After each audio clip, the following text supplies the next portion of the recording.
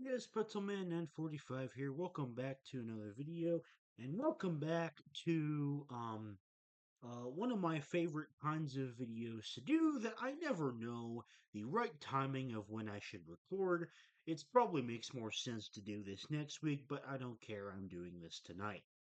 Welcome to the first seasonal anime video of 2026. This is every anime that I watched in winter season 2026. I am very excited to kick this off as the first one of the year because this season was the first of a entire year of insanely stacked seasons, which I am really excited for. And this season was incredibly stacked. So we have a lot of great shows to talk about.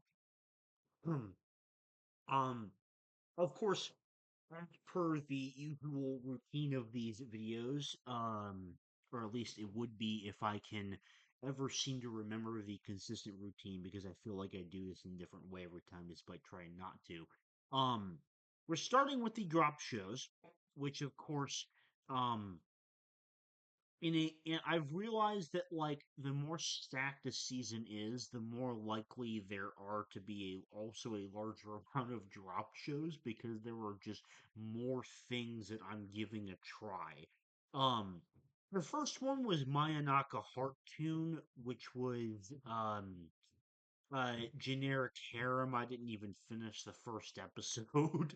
um and then there was one called Hikui Dori, which was a generic concept and just had terrible animation.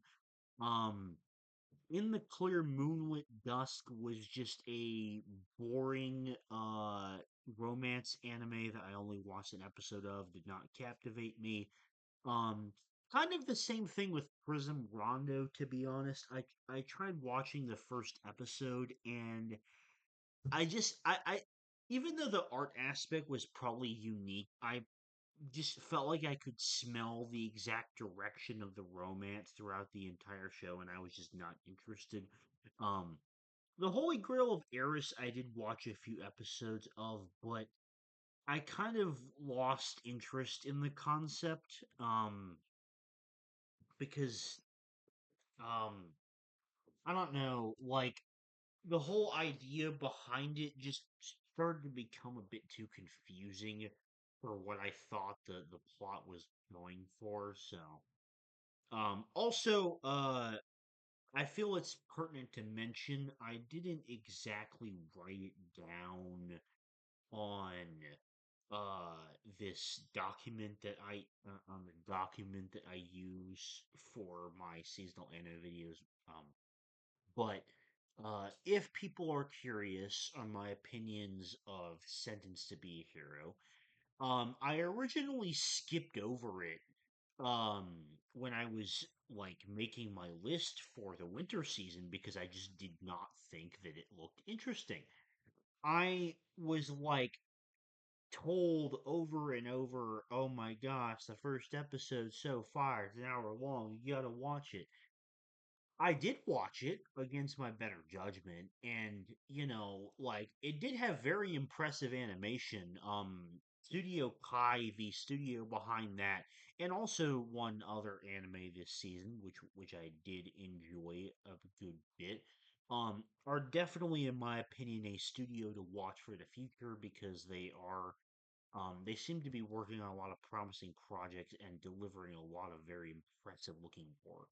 Um, and that was certainly the case with this episode. It was extremely well animated, but the problem is, to me, the characters were not interesting at all. And, like, I felt like any ounce of what could have been an interesting premise was just not capitalized on at all. So, I thought it was incredibly mid, like, uh, just so, impressively mediocre that it was not worth continuing.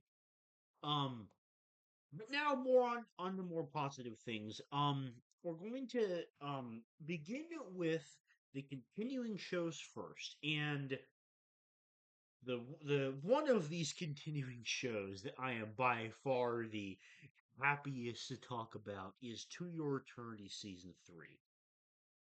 Um, I don't know what happened in the second core, but like it flipped a switch. It was already really damn good before, but they would just flip a switch in the second half of this season, and it just becomes like near masterpiece material. Like season 3, adding to the rest of the show has raised To Your Eternity up 2 spots in my top 20 to number 14 above both, what was it, Violet Evergarden and Madoka Magica, which, Madoka Magica hasn't moved from the number 14 spot as I initially watched it until To Your Eternity overtook it, so it's like a big deal for me to do that. And season 3 has been, as I said, near masterpiece material. Like, the idea behind and the whole theme of this season being this idea between both Fushi and the Knockers of like um coexistence and versus like um rooting out an evil, and like what is perceived to be an evil versus what people are comfortable with in terms of coexisting. It's once again another somehow fasting different angle of the way that they so deeply inflects on the base human nature by tackling concepts and using plot devices that are as far from human as possible. Um, and Fushi's development at the core of this theme was just an absolute fucking masterclass in development. And dare I say that Fushi in season 3 has gotten his best development out of the entire show. I don't know if I dare say that because season 2 I would consider to be the highest peak of the show. Um, but I think I get my point across.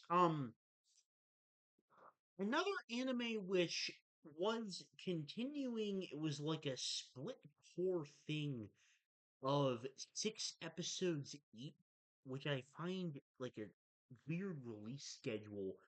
Um, Back in my fall video, I thought this show had been straight up canceled, but no, Cat's Eye did in fact continue, and so the final 6 episodes began airing. I don't remember when. Um, they finished a little while ago, and it was an enjoyable show. It's clearly open to more seasons. I don't know if it's going to get more seasons. I would certainly like that because I found this show to be an enjoyable heist show that had actually an endearing family plot line about like art and stuff like that. Um, so I would be open to more seasons, but I don't know if it's going to happen. And the last show that was continuing, which has the last episode next week, is Cyviz, The Sound of Heroes. This was one of my hidden gems in the fall season, and it has just continued to be a very, very fun show with like crazy plot developments. The characters are just very well developed. It's just a very good show. Um, now, okay, now starting off the actual list, which I kind of rushed through some of those other shows because I was really just the most excited to talk about a lot of these. Um, Fate Strange Fake is such a weird thing because um, it's like the the episode 0, whatever it's called, technically came out in 2024, along with like maybe the first episode of the series. I don't quite remember. And then like the rest of the show began airing this season, which I was very happy about because I genuinely thought that it would only be like the like I was extremely pessimistic. I thought it would only be the like another one episode would be released. But I'm very happy to be proven wrong in this instance. Um Fate Strange Fake is completely fucking insane. I like genuinely since like I don't even know episode 3 or 4, I have only gotten more and more utterly dumbfounded and confused by the plot. I have like no idea what's going on. It feels like everything like there's just random shit that's being thrown in all the time as okay, that's a plot element now. And that might seem like a bad thing, but like in the case of this show, it just works. That's the best way I can describe it. It just seems to work. Um it's like it's just like the plot seems to continually build itself more and more on just the sheer chaos that comes in from all these new plot elements that seem to get thrown in your face all at the same time. And the idea of like there being number one, a Holy Grail war set in America is really funny because America and all that. As an American myself, it's just extremely entertaining. Um, but also like the idea that there's like uh fake Holy Grail War, which is a cover for a real one actually happening in America, and there's like two almost two sets of like every kind of servant class, meaning there's like a total of 13 to 14 servants is like completely off the wall bonkers. And it feels like every episode almost is just some kind of absurd fight. Um and and the animation is just absolutely incredible. Like despite the fact that I genuinely have like no clue what is going on in the plot, I don't care because it is it's such a fucking blast. Fate Strange Fake is peak. Um, Next up is Frieren Season 2. Um, I think the best way to get across my feelings on Frieren is that, like, my love for this is exactly the same as the first season. And I love Frieren so much that that this season two compounded with the first season actually raised it a spot in my top 10 above Monster. So Frieren is now my seventh favorite anime of all time, as opposed to number 8, where it was originally. And moving above Monster for me is a very very big deal. So um. I, I don't know like what else I can specifically say about this season that I haven't already discussed about like things that I love to death about Frieren to begin with, because it's basically more of the same. It's just a lot shorter of a season, which I don't even really mind that much, really.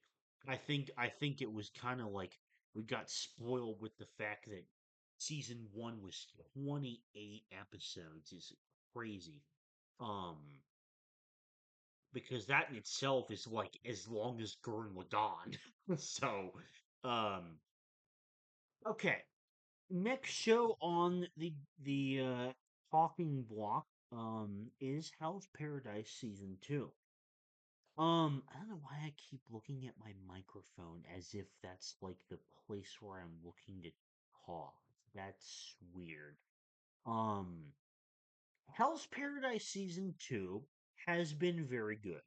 Um, I never talked about Hell's Paradise on the channel, but I binged it back in December, and it was a fun show. I really liked the whole like Tao thing and stuff like that. But a lot of I felt like there was some character bloat, and I didn't really feel like I got a good chance to attach to a lot of the characters. I'm quite happy to say that like a lot of those problems I had have been fixed quite well with season 2. And that's because I believe that Hell's Paradise is a case very similar to JJK, which we will talk about on this list momentarily.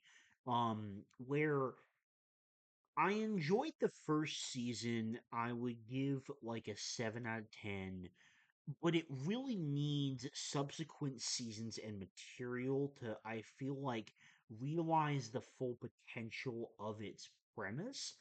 And similar to what JJK did in season 2 and now season 3, as I will talk about, I think that's exactly what Hell's Paradise has done in season 2. I think that there has been a lot of great character expansion.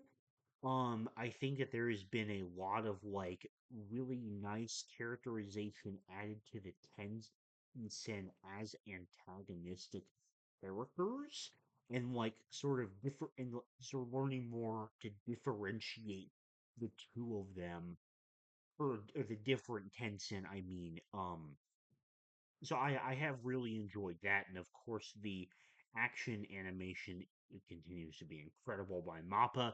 Um,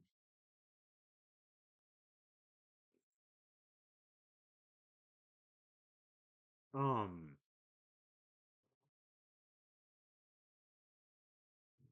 I believe that's all I wanted to say on Hell's Paradise season 2. I think that it has been a season that has absolutely booked so far. Um, and I have really enjoyed the like sort of things that are improved upon in this season, and I am quite excited for a future third season, which will probably continue to do that even more. A show with the other show by Studio Kai that I was referring to is Hell Teacher Nube, which is not a season 2, rather it's a second core, uh, continuing the first core, which aired in summer season of last year, if I'm remembering that correctly. It was either summer or spring. It was one of the I think it actually might have been spring. I don't quite remember now. It doesn't really matter, because we're talking about the second core here, and this basically continues everything that I already quite liked about the first core from last year. It's like fun stuff with yokai. The concepts for the yokai are like um really creative, and I like the way that it focuses on certain on different like little kid characters. It sort of does a nice job of equally distributing the development to each character. And yeah, this is a fun show, which I basically have many of the same opinions on now as I did previously. Next one is Journal with Witch, or Ikokunuki. Um, this show was a very well done drama slice of life series that I think really did a fantastic job of portraying the realism of the process of grief. And I think the way that it's represented in various stages in Asa's character is just like wonderfully realistic, and I loved her relationship with her aunt Makio, and also the way that that played into their overall dynamic um as a group, um not as a group, as like the two of them together. I really liked Makio's sort of internal reflection, and how her way of processing grief was like confronting her memories, and past criticism of her sister to try and better herself. Um, so this show was honestly great. I probably don't have it ranked or rated as high as like a lot of the other discourse I have seen surrounding this show, but I did really, really enjoy it. Now, a big one coming up next, and honestly, like one of my favorites from this season, JJK season 3. This season of JJK is my favorite so far. Um, because while the second season was amazing, there was like a lot of really darn good character expansion from the first season. Um, what I really like about season 3, like more than season 2, is that I think that it's this fantastic balance of meshing this sort of more serious elements uh of season 2 had, which you can see in like the episode with Maki and the Zenin clan. Also like Higuruma's episode, which Higuruma is now my favorite JJK character. Before him, I really didn't have that definitive of an answer, but Higuruma is now definitively my favorite JJK character. Um, uh, who also, and like, serious stuff about like setting up the culling games.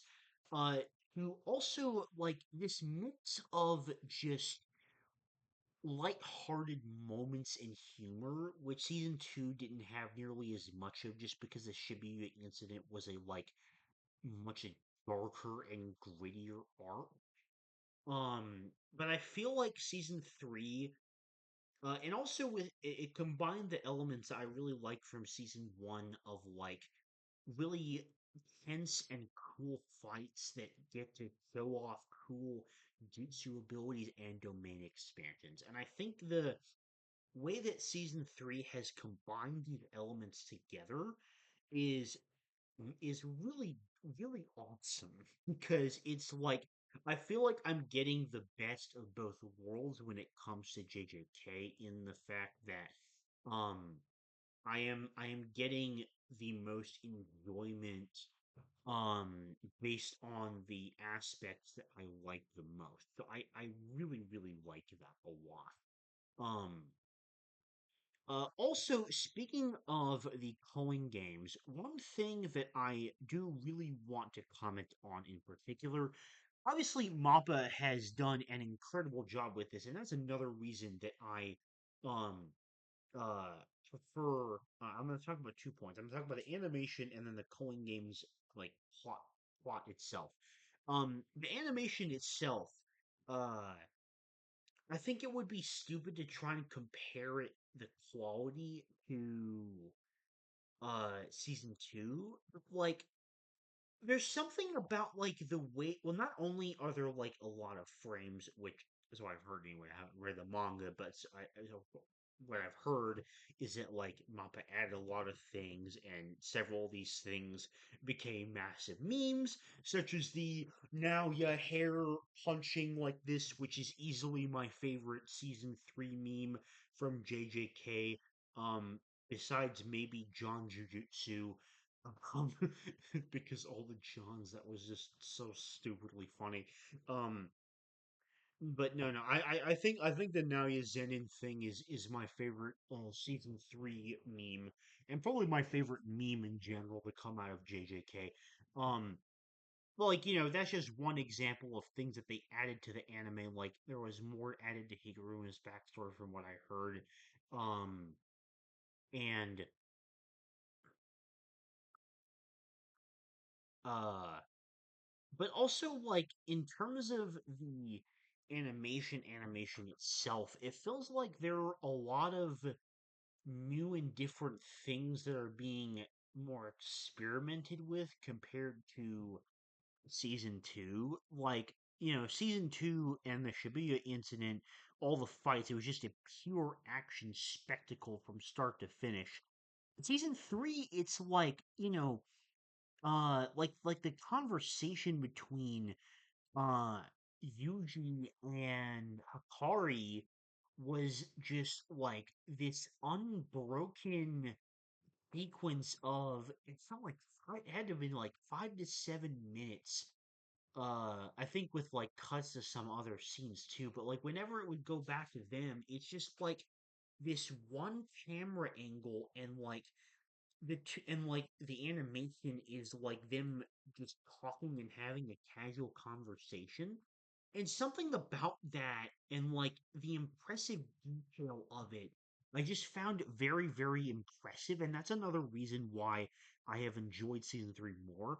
But also because, you know, I had heard from manga readers that the Culling Games was like a mess of information. And it does have a lot of rules. It was a lot of information, but I think that by far the biggest credit that I can give season three's anime adaptation is the way that this information was portrayed. Because all the rules about the culling game were extremely digestible, I felt like, and it was quite easy to make a lot of sense of them.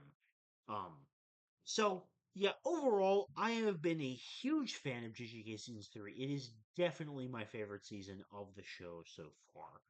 Um, Another show that got a season two was MHA Vigilantes. Unfortunately, I don't think that this season is nearly as good as the first season.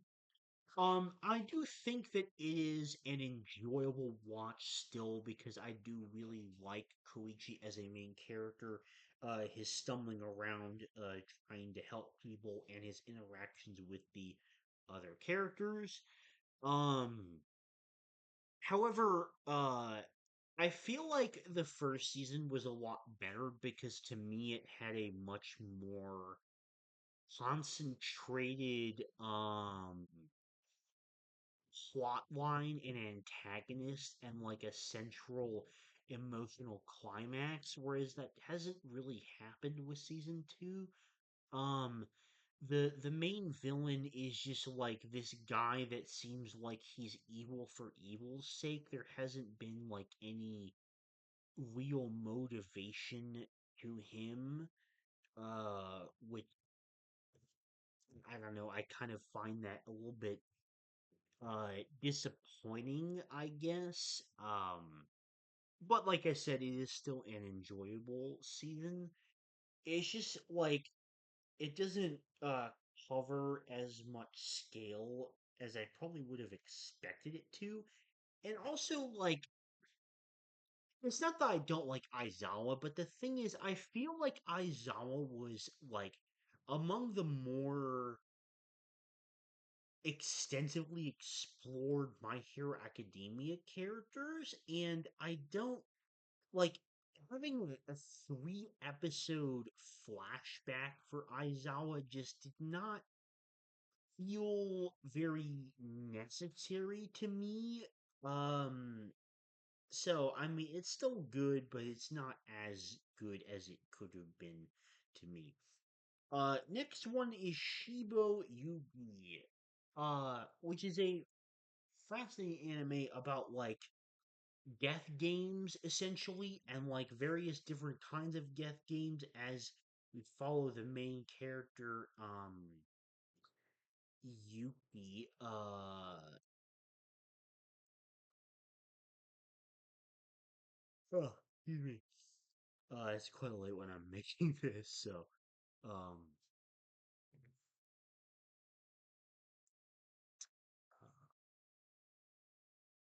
okay. You are not going to really feel the effects of that in the video. In the video, that's just going to be a brief cut. But, it is now, the next morning,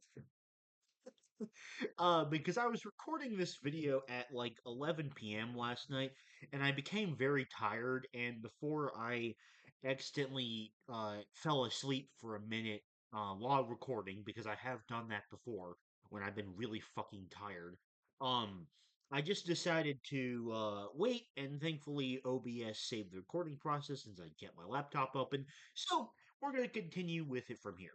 Um, now, I think that I had just finished talking about Vigilante season 2, so we're gonna move on from there. I apologize if I was in the middle of talking about Vigilantes and I ended up like cutting myself off because I decided to stop the recording, but I don't think I did. Um, next anime that I watched was oh, I think I might have just started talking about Shibo Yugi. I think I might have like said the title, but nothing else. So Shibo Yugi is a very unique anime. About it's about death games, but it's like tackling death games from a very different perspective than I've seen before. Um, it's like the main character Yuki is like doing these death games over and over again um to like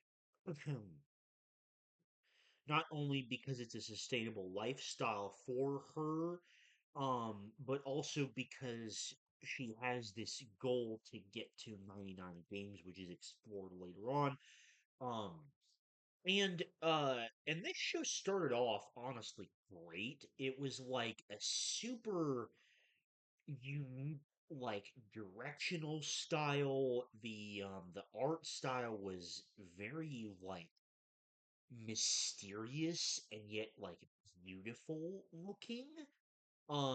I think it might be my favorite art style that Studio Dean has done. Um and like sort of following Yuki's progress through a lot of these games was just super interesting, especially with the rival blonde-haired character who I forget the name of right now, but like she appears in like three of the death games with Yuki, and they're just constantly going at each other's throats, and it's quite entertaining. Um, Honestly, the very unique directional style is definitely the best part of this show because it gave each episode an extremely like ethereal feel, like in a way that I don't feel like I've had watching something since like Serial Experiments Lane or Evangelion. Um, so definitely big props for that. However, near the last few episodes of the show, especially when we get into the whole like backstory game where like Yuki's motivation for wanting to um get to 99 games played, I just feel like it loses a lot of momentum and um I uh I don't really know what happened with the ending. It was kind of confusing. Like I don't know if that was the actual ending or there's going to be more seasons. Um it was a little bit of a confusing situation. But overall it was a good show. With the directional style definitely being the best thing about it. Um, Now my choice for biggest hidden gem of the season has got to be a show called The Darwin Incident. This show is it's got a really unique premise.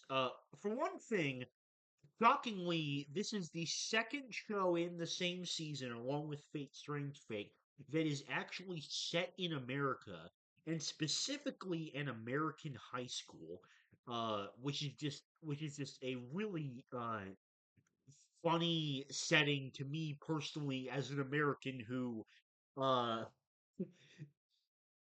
uh it still reflects on my high school years quite a lot because it wasn't that long ago that I was in high school.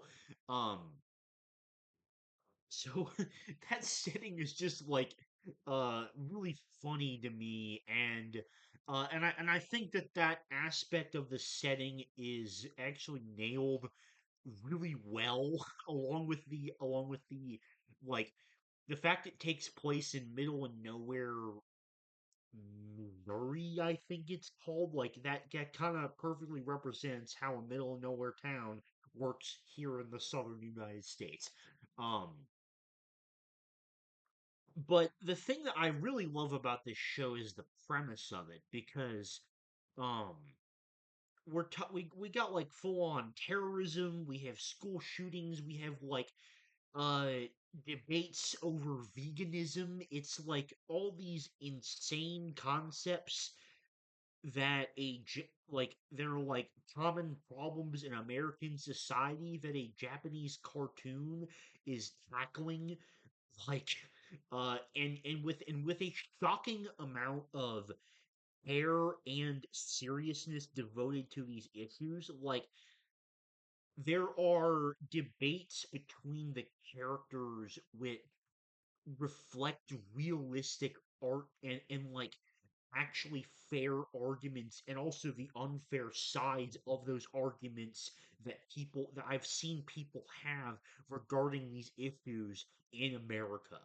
Um, and so I really have to like commend the commitment and the seriousness to which they um tend these kind of very uh spicy issues in American society right now.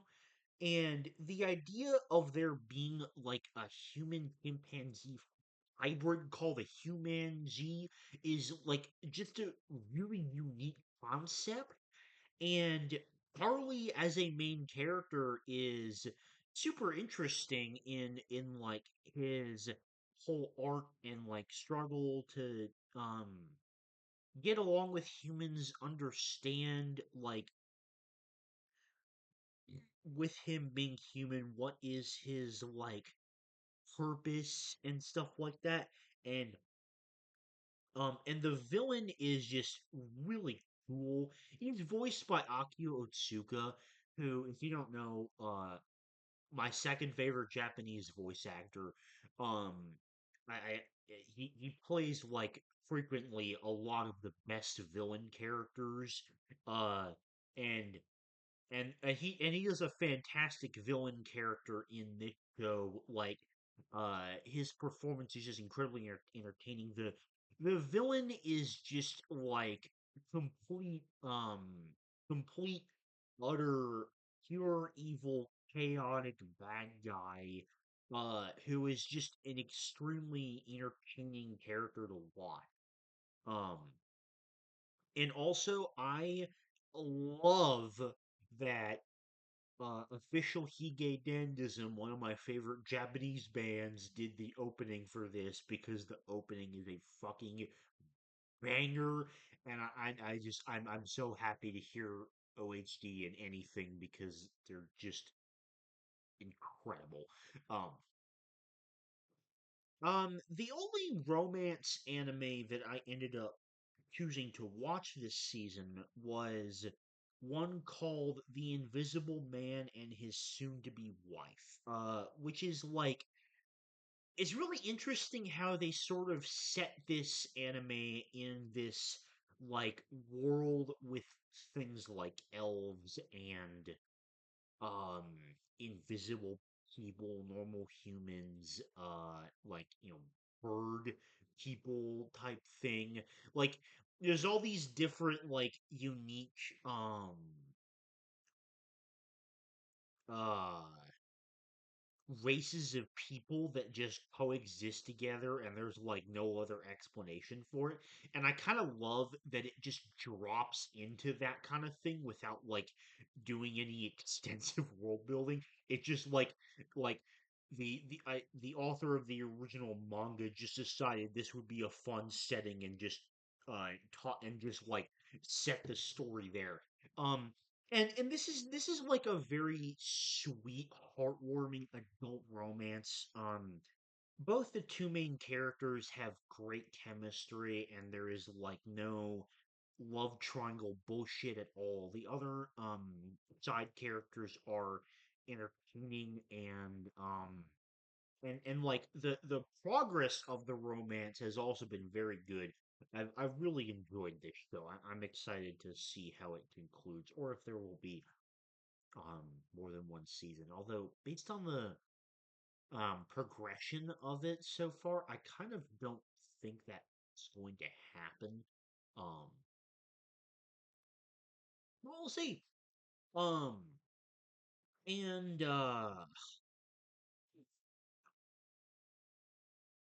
the next one that I have is